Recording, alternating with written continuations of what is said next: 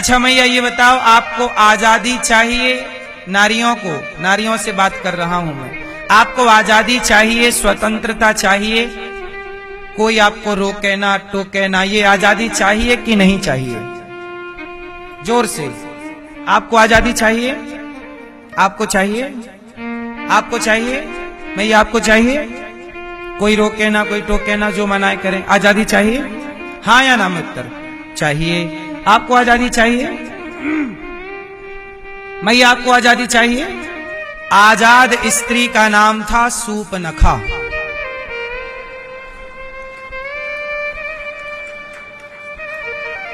इतनी आजाद थी कि कहीं भी जाए, किसी को भी आई लव यू कहे। ये आजादी थी उसकी, कोई रोकने वाला, जिस नारी को कोई रोकने वाला ना हो। देख लेना, वो नारी सीता माता आजाद है या नहीं? उत्तर दो जोर से। सीता माता आजाद नहीं है। सीता माता मर्यादा के बंधन में बंधी हुई है और सूपनखा आजाद है। और आज की स्त्रियों को आजादी चाहिए। आजाद हो जाओगी तो सूपनखा ही बनोगी।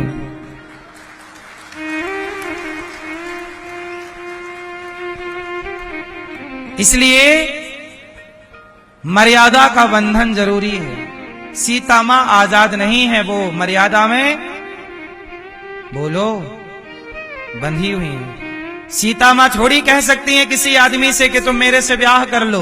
ये तो सूपनखा ही कह सकती है, राम तुम बहुत सुंदर हो, मेरे से ब्याह कर लो। जब राम ने मना किया तो लक्ष्मण के पास गई, तुम कर लो। क्या ये आदर्श सीता मां का हो सकता है?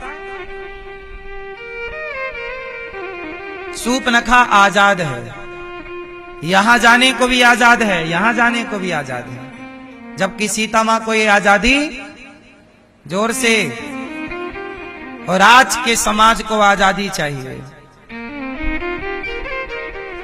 पुरुषों को भी आजादी चाहिए। क्यों, आपको आजाद होना है? चाहिए आजादी? हाँ या ना? आपको आजादी चाहिए?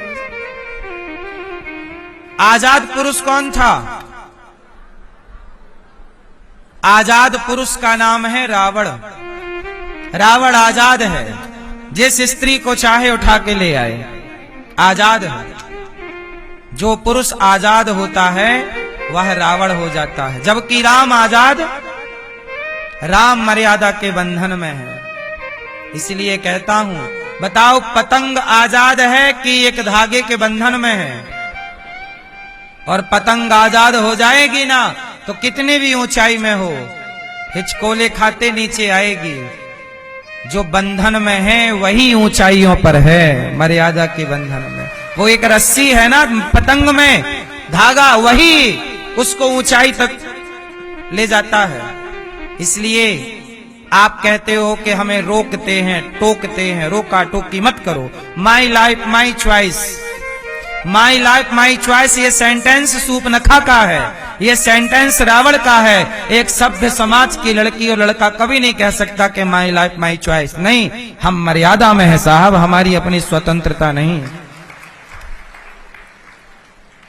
अनिरुद्धाचार्य की ये स्वतंत्रता नहीं है कि मैं किसी शराब की दुकान में जाऊं और एक बोतल खोल के पीने लग जाऊं। क्या समाज मुझे इसकी आजादी देगा? क्या आप मुझे इसकी आजादी देंगे कि मैं किसी मांस की दुकान में जाऊं और बकरा खाने लग जाऊं? यदि अनिरुद्धाचार्य को अनिरुद्धाचार्य रहना है तो अनिरुद्धाचार्य आजाद नहीं है, वो एक मर्यादा के बंधन में है।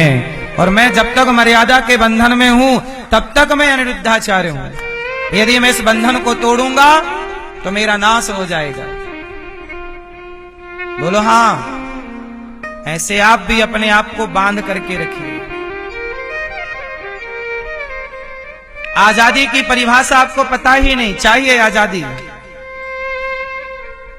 जान तो लो कि आजादी कहते किसे हैं। यूथ को पता ही नहीं कि आजादी क्या है, लोगों को पता ही नहीं कि आजादी क्या है। आजादी क्या है? चैतन्य महाप्रभु, चैतन्य चरितामृत पढ़िएगा,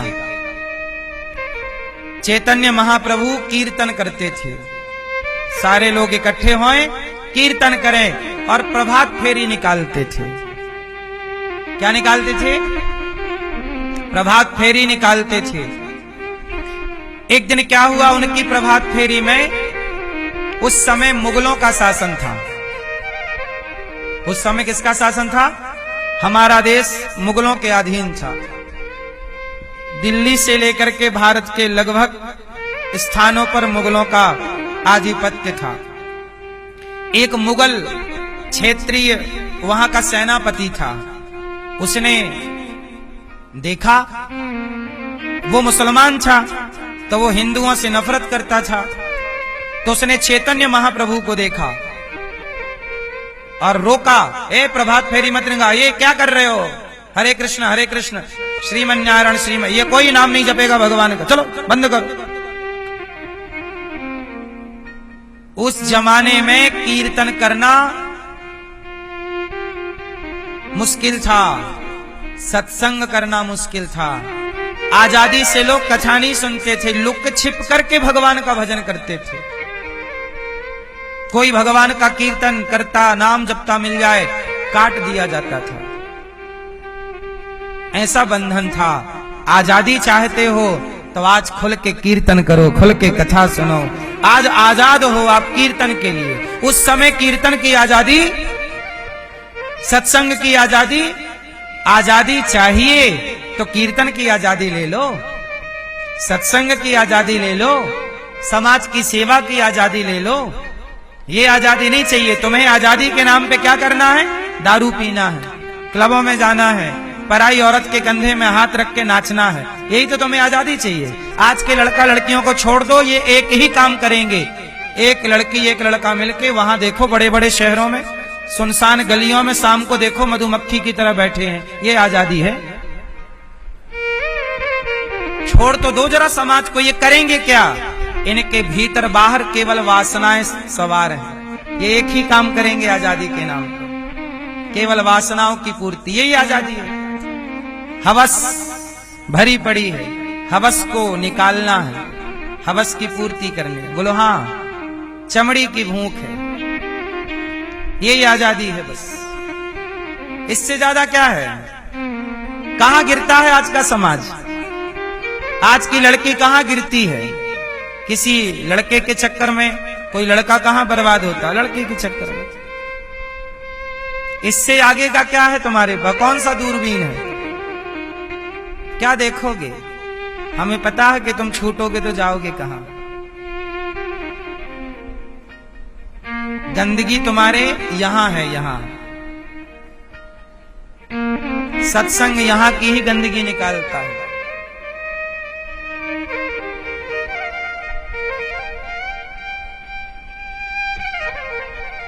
ये देश, आपको बता दूं, हमारे देश में संत हैं। हमारे देश में परम पूज्य स्वामी श्री निश्चलानंद जी का नाम सुना है आपने? पूरी पीठाधीश्वर शंकराचार्य भगवान हैं।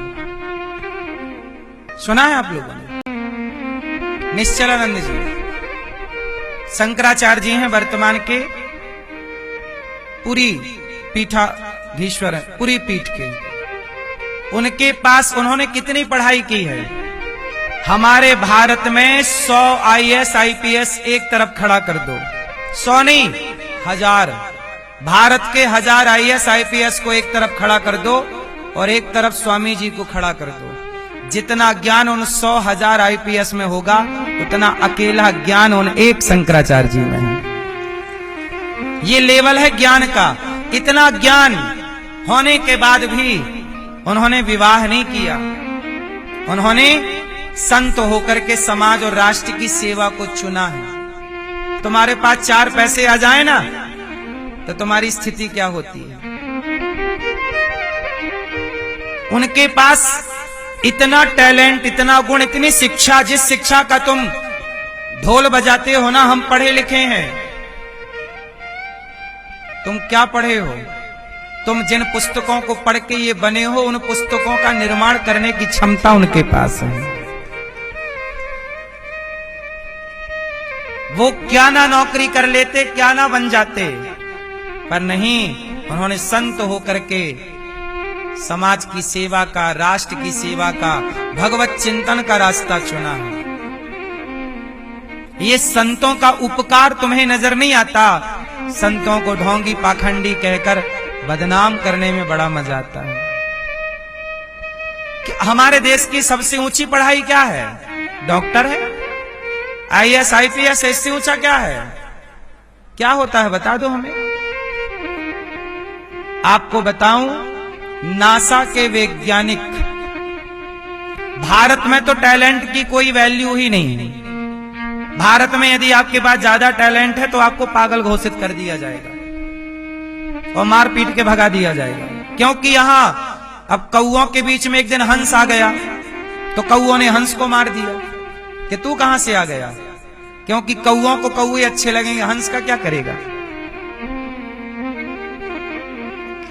नासा के वैज्ञानिक आते हैं और शंकराचार्य जी वैदिक गणित के बहुत बड़े ज्ञाता हैं। वैदिक गणित सुना है आपने? आज वर्तमान में वैदिक गणित के टीचर नहीं है और वो वैदिक गणित पर पुस्तकें लिखते हैं, लेकिन उनकी कोई वैल्यू नहीं यहां पर। ज्ञान को कोई नहीं जानना चाहता। कौओं का जमाना है।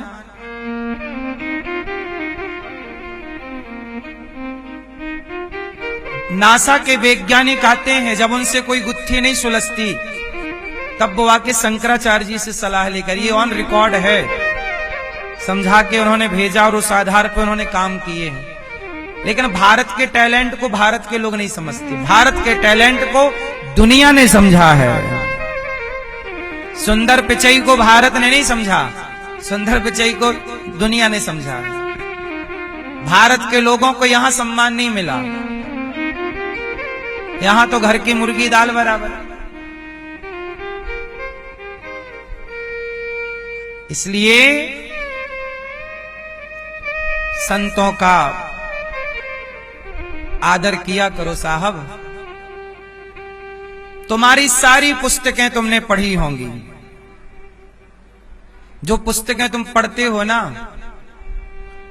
हमारे गुरुकुल में बच्चे हैं, हमारे यहां व्याकरण चलती है, संस्कृत की व्याकरण इतनी कठिन है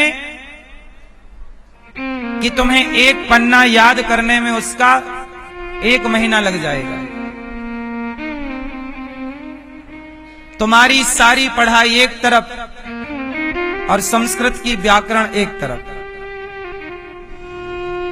पढ़ना मूल क्या है? सनातन को समझना है तो बताओ कौन सी भाषा चाहिए? हमारे वेद किस भाषा में है? पुराण किस भाषा में है? यदि भारत के सिद्धांत को समझना है तो आपको संस्कृत समझना बहुत जरूरी होगा। आप संस्कृत नहीं समझते मतलब भारत के धड़कन को आप नहीं समझ पाए। क्योंकि हमारे अब मुसलमान, जो मुसलमान की वो बाइबल होते हैं, क्या बोलते हैं, कुरान। कुरान किस भाषा में है? जिस भाषा में कुरान है मुसलमानों को वो भाषा आती है। ईसाइयों की जो बाइबल है वो इंग्लिश में है, उन्हें इंग्लिश आती है। हिंदुओं का दुर्भाग्य है कि तुम्हारे वेद पुराण जिस भाषा में है वो भाषा तुम्हें आती ही नहीं, इसलिए तुम गाली देते रहते हो दिन रात। इसलिए भारत के युवा, भारत के लोग कहते हैं मनुस्मृति को जलाओ, मनुस्मृति को जलाओ। पढ़े तो हो नहीं, पढ़े होते पढ़ लेते, क्या जलाओ? याद रखना, मनुस्मृति ही है जो कहती है यत्र नार्यस्तु पूज्यन्ते रमन्ते तत्र देवता। मनुस्मृति कहती है कि नारियों का सम्मान जिस घर में है उस घर में लक्ष्मी का वास है। ये कौन? नारियों के सम्मान की बात कौन कहता है? मनुस्मृति। उसी मनुस्मृति को नेता जलाते रहते हैं। आता जाता कुछ नहीं, आता ना जाता बस आता न जाता मैं बैठा बैठा खाता और बस जलाओ